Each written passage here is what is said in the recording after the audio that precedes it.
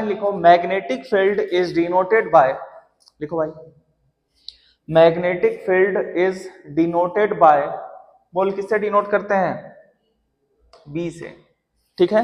Magnetic field को किससे denote किया जाता है, बी से। तो मैं यहां पर लिख देता हूं magnetic field is denoted by B vector, ठीक है। तो अच्छा, जब मैं इसके ऊपर वेक्टर लगा दिया तो सिंपल सा चीज है, कैसा क्वांटिटी होगा, वेक्टर क्वांटिटी होगा, ठीक है। दूसरा, और अगर सिर्फ मैं इसका मैग्नीट्यूड दिखाना चाहता हूं, इसको वेक्टर फॉर्म में नहीं दिखाना चाहता, तो कैसे लिख सकता हूं इसको, सिर्फ और सिर्फ क्या लिख दूंगा, बी। तो बी अगर मैं लिख दिया तो ये इसका क्या लिखा हुआ है, मैग्नीट्यूड, ठीक है। और अगर उसके ऊपर वेक्टर लगा दिया तो मैं उसको वेक्टर फॉर्म में दिखाने का कोशिश कर रहा हूं, क्लियर है। सेकंड पॉइंट, ये तो पहला पॉइंट हो गया।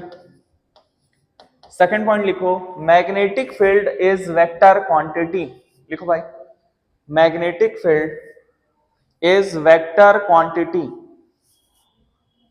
मैग्नेटिक फील्ड इज कौन सा क्वांटिटी, वेक्टर क्वांटिटी, ठीक है भाई।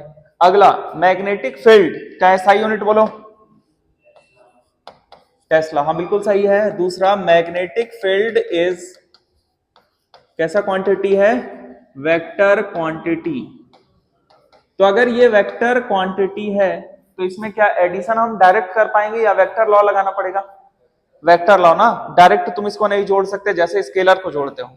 और थर्ड क्या बोला, इट्स, बोलो बोलो, एसआई यूनिट इज क्या चीज है भाई, टेस्ला। और एक और होता है वेबर पर मीटर स्क्वायर, ठीक है, इसको भी याद रखना, वेबर पर मीटर स्क्वायर, लिख लो। क्लियर है यहां तक। अब आगे देखते हैं, हम जो पढ़ने वाले मेन कौन सा लॉ बोलो, बायोट-सैवर्ट लॉ। तो इसके बारे में दो तीन पॉइंट बहुत ज्यादा इंपॉर्टेंट है। पहला पॉइंट है कि इसका कोई भी डेरिवेशन तुमसे नहीं पूछा जाएगा, ठीक है। अगर रियल बोलूं तो इसका कोई डेरिवेशन नहीं, एक छोटा सा चीज है, ठीक है। तो पहला, सबसे पहले लिख लो, इसका कोई भी डेरिवेशन नहीं है, लिखो भाई इसका कोई भी डेरिवेशन नहीं है। ये क्यों बता रहा हूं, ताकि एग्जाम में ऐसा नहीं कि तुम इसको देखे और बोले कि इसका डेरिवेशन में नहीं करवाए, इसको खोजने लगे, ठीक है। तो इसका कोई भी डेरिवेशन नहीं है। तो एक काम कर, तू पीछे बैठ जा, पूछ क्यों, तो एकदम सामने बैठ गया है, लिख तो रहा नहीं है, तोता की तरह मेरे को देखे पड़ा है, तो पीछे बैठ जा छुप के, इसका कोई भी डेरिवेशन नहीं। दूसरा, तो हम इसको पढ़ क्यों रहे हैं, ठीक है। तो ये यूज आता है मैग्नेटिक फील्ड, और ध्यान सुनो क्या निकालने में, मैग्नेटिक फील्ड और उसका डायरेक्शन निकालने में। किसके लिए, एक करंट कैरिंग वायर का मैग्नेटिक फील्ड का डायरेक्शन और उसका क्या निकालने के लिए, मैग्नीट्यूड निकालने के लिए यूज आता है। कौन सा लॉ, बायोट-सैवर्ट लॉ। तो लिखो इसके हेल्प से हम, लिखो इसके हेल्प से हम मैग्नेटिक फील्ड और इसके हेल्प से हम मैग्नेटिक फील्ड और मैग्नेटिक फील्ड का डायरेक्शन निकाल सकते हैं। इसके हेल्प से हम मैग्नेटिक फील्ड और मैग्नेटिक फील्ड का डायरेक्शन, बोलो भाई, निकाल सकते हैं। क्लियर है।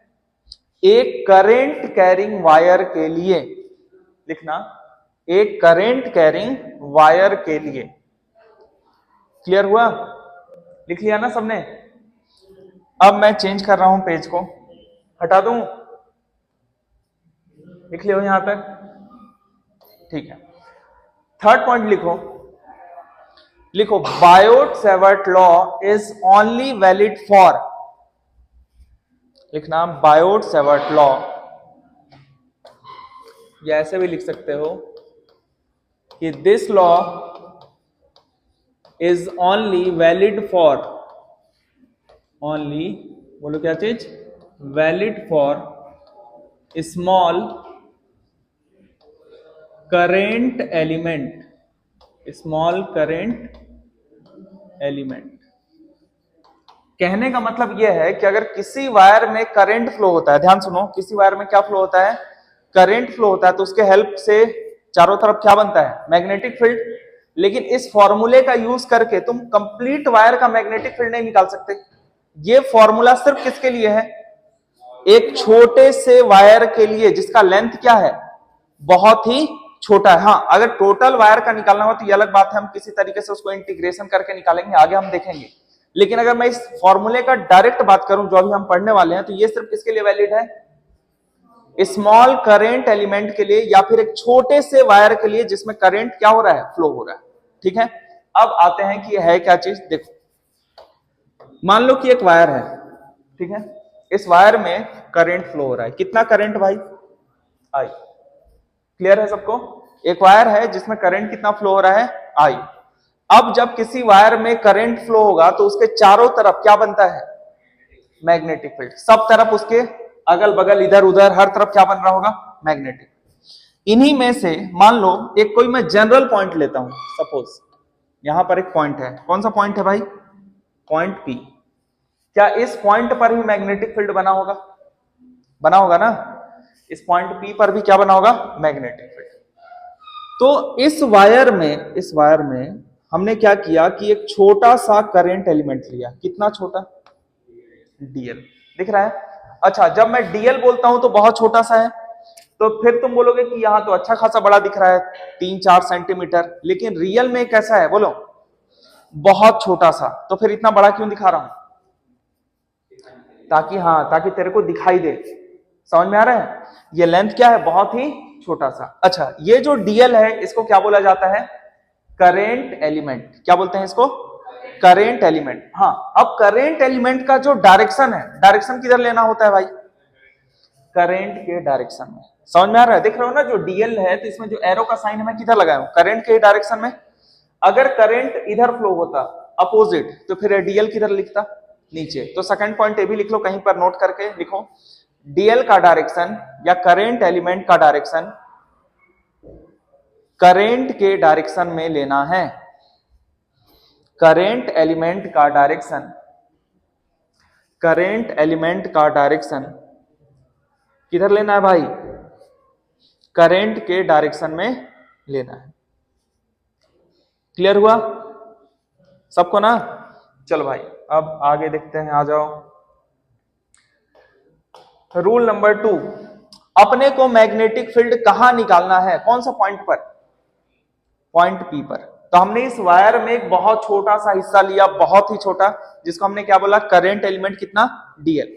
तो देखो, जिस पॉइंट पर मैग्नेटिक फील्ड निकालना है, इस डीएल की वजह से, सिर्फ पूरे वायर का मैं बात नहीं कर रहा हूं, सिर्फ किसके लिए बात कर रहा हूं, इस छोटे से वायर के लेंथ के लिए, डीएल के लिए।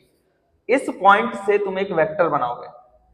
ठीक है, क्या बनाओगे, एक, कौन सा कलर ले लिया जाए, चलो देखो, एक वेक्टर बनाओगे जिसका हेड कहां पर होगा, पॉइंट पी पर। और पॉइंट पी क्या है, जहां पर तुम मैग्नेटिक फील्ड निकालना चाहते हो।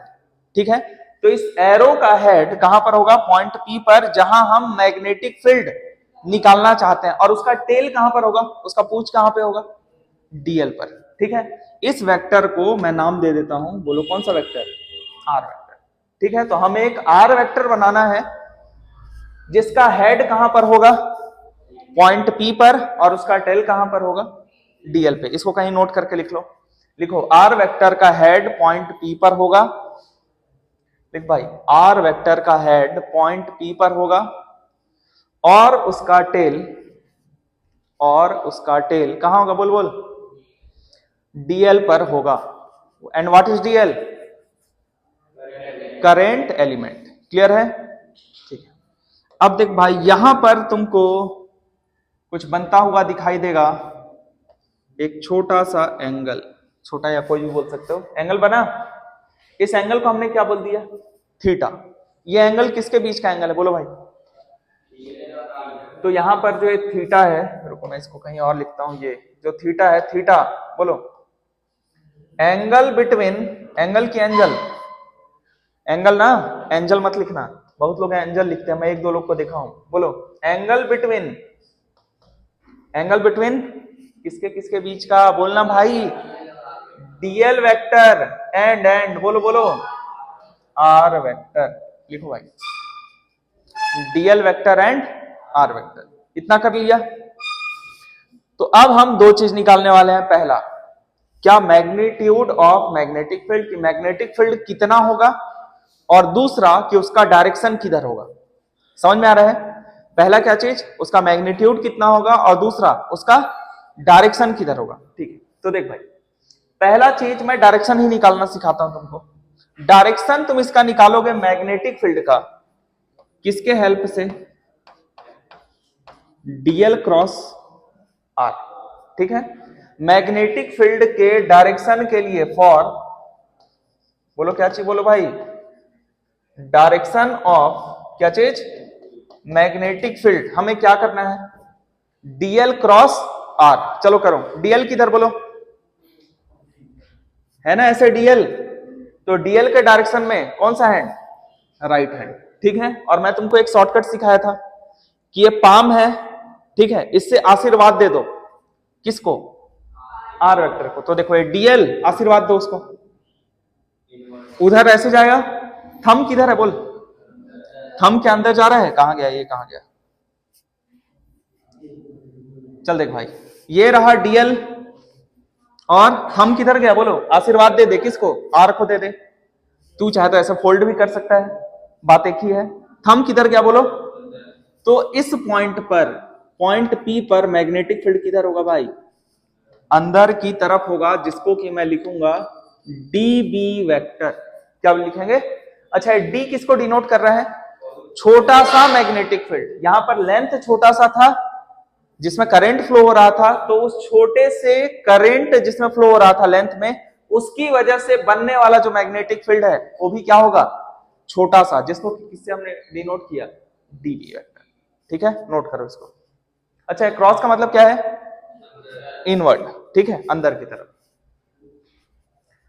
क्लियर हो गया? चल, अब डायरेक्शन क्लियर है। अब देखते हैं इसका मैग्नीट्यूड कितना है। तो देख भाई, इसका जो मैग्नीट्यूड होता है, लिखो सब लोग, mu naught I DL cross, वैसे मैग्नीट्यूड नहीं है तो वेक्टर फॉर्म में लिख रहा हूं, डीएल क्रॉस, बोलो क्या लिखोगे, R vector upon 4 pi mod R का क्यूब। लिखो, बता रहा हूं क्या चीज है।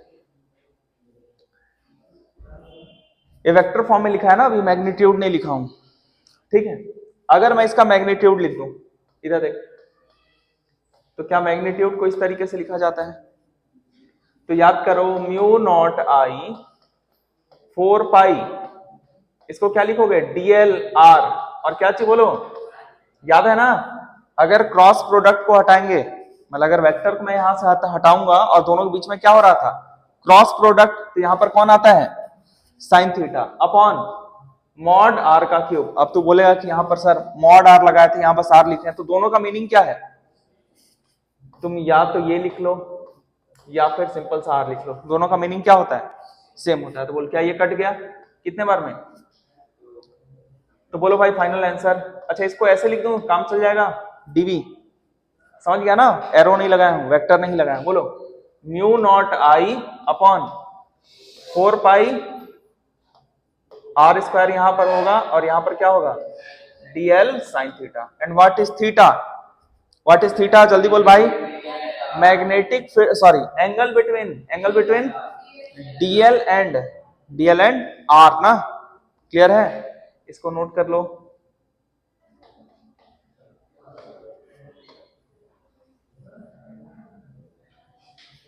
नोट करो इसको, क्लियर है।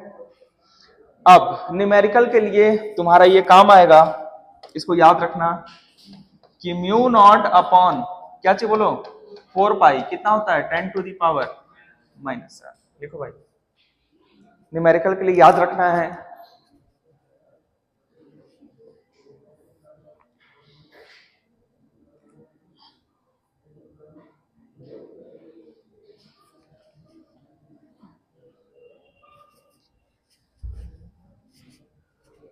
हो गया, क्लियर है सबको? अब दोबारा से डायरेक्शन कैसे निकालोगे, डायरेक्शन कैसे निकालोगे, जल्दी बोल, कैसे निकालेगा direction, DL cross R, DL के डायरेक्शन में राइट हैंड राइट हैंड समझते हो ना, ये है हैंड, राइट हैंड, या तो पूरा हाथ ये ऐसे कर ले या ऐसे कर ले, ठीक है। और पाम, पाम से किसकी तरफ टारगेट करोगे, आर की तरफ, ठीक है। मैं एक शॉर्टकट क्या बोला हूं कि आर को आशीर्वाद दे दो, आर के डायरेक्शन में, तो थंब किधर गया, अंदर गया, क्लियर है। तो यही चीज है, कौन सा, बायोट-सैवर्ट लॉ। दूसरा चीज कि तुम बोलोगे एक सर कहां से आ गया, अचानक से इसको कैसे लिख दिए, तो देख ये जो बायोट-सैवर्ट लॉ था, इसने इसके अकॉर्डिंग डायरेक्ट इसने बताया कि magnetic field is directly proportional to I, ठीक है, कि मतलब करंट जितना ज्यादा होगा मैग्नेटिक फील्ड उतना ज्यादा होगा। दूसरा directly proportional to sine theta, कि मतलब इन दोनों के बीच में एंगल के ऊपर भी डिपेंड कर रहा है। तो उसी का जो एक कॉम्बिनेशन है, जब हमने सब इक्वेशन को मिला दिया तो ये बनता है, और उतना तुमको याद नहीं रखना है, डायरेक्ट इसको याद रखोगे, mu naught I DL sine theta upon 4 pi R square. What is I, current, and what is DL, current element छोटा सा, ठीक है, और theta is angle between DL and R. और क्या बचा, आर क्या चीज है, देख आर वेक्टर जब लिखूं तब तक तो सही था, लेकिन अगर सिर्फ आर लिख लिया तो आर का मैग्नीट्यूड, तो मैग्नीट्यूड का मतलब है ये डिस्टेंस, समझ में आ रहा है। अगर मैं मैग्नीट्यूड आर लिख देता हूं तो इस पॉइंट से लेकर के यहां तक, पी पॉइंट से लेकर यहां तक के बीच का जो भी डिस्टेंस होगा वही कौन कहलाता है, आर कहलाता है, क्लियर है। अच्छा, ए म्यू नॉट को क्या बोलते हैं, बोलो बोलो, म्यू नॉट को क्या बोला जाता है, बोल भाई, म्यू नॉट को बोला जाता है, लिखो परमिएबिलिटी, लिखो permeability of free space. Free space का मतलब, बोल भाई, वैक्यूम, लिखो permeability of free space. Chapter number 1 में तुमने पढ़ा था, क्या पढ़ा था याद कर, एप्सिलॉन नॉट, इसका नाम क्या था, इसको बोलते क्या थे, परमिटिविटी, इसको क्या बोलते हैं, परमिएबिलिटी, ठीक है, क्या बोला जाता है इसको, परमिएबिलिटी। अच्छा, नॉट का मतलब क्या है, ये नॉट मैं दिखा रहा हूं, इसका मतलब इस पर्टिकुलर, एक किसके लिए दिखा रहा हूं, बोलो, वैक्यूम, या फिर इसे ही क्या बोला जाता है, बोलो, फ्री स्पेस, ठीक है। अच्छा, अगर सिर्फ और सिर्फ मैं म्यू लिख दूं और एम लिख दूं, इसका मतलब क्या है, कोई भी मीडियम का हो सकता है, तो उस केस में इसको क्या बोलेंगे, परमिएबिलिटी ऑफ मीडियम। अगर ऐसा लिखा हुआ है म्यू एम तो इसको बोलेंगे परमिएबिलिटी ऑफ मीडियम। लेकिन अगर नॉट लिख दिया तो नॉट क्या है, एक तरह का वैक्यूम को शो करने का तरीका है। जैसे कोई आदमी है और बताया था ना, ये मान लो कि ये किस में है, पुलिस में है, और ये पुलिस का ड्रेस पहन के नहीं घूम रहा है, ठीक है, और कहीं लड़ाई हुआ, बीच में लड़ाई छुड़वाने गया, तो बताया था यही कूटा जाएगा, लोग इसी को मारेंगे कि अपने काम से काम मतलब रख, दोनों मिलकर इसी को मार दिए। लेकिन अगर ये पुलिस का ड्रेस पहन के जाएगा तो बोल क्या होगा, इसको देखते ही वहां पर लड़ाई बंद हो जाएगा, भाग जाएंगे ना। तो उसी तरीके से क्या, इसको डिनोट करने के लिए एक पुलिस का अलग से ड्रेस बनाया गया खाकी रंग का, ताकि वो पता चले कि आदमी कौन है। नहीं तो ऐसा भी तो कर सकते थे एकदम सिविल ड्रेस, चलिए पता ही नहीं चल रहा है पुलिस है, बताता कि मैं पुलिस हूं, कहीं भी जा रहा है चोर पकड़ रहा है, चोर बोला क्यों मेरे को पकड़ा, तो बोला मैं पुलिस हूं। हाँ, लेकिन कभी कभी लोग सिविल ड्रेस में भी काम लेते हैं, ये आइडेंटिटी कभी कभी क्या हो जाता है, मतलब अच्छा चीज बन जाता है, खराब, खराब भी तो बन जाता है। किसी को पकड़ने जा रहे हैं, वो देख लिया कि पुलिस वाला आ रहा है तो भाग जाएगा, तो उस समय पे लोग किस में जाते हैं, सिविल ड्रेस में, चाचा मामा बन के, ठीक है, ऑटो ड्राइवर बन के चला गया ताकि पता नहीं चले कि पुलिस वाला हूं। तो उसी तरीके से जो नॉट है, नॉट किसको शो करेगा, वो वैक्यूम के लिए बता रहा है कि परमिएबिलिटी तो है पर किसका है, वैक्यूम का है, ठीक है। एक बार देख लो पूरा, तुम लोग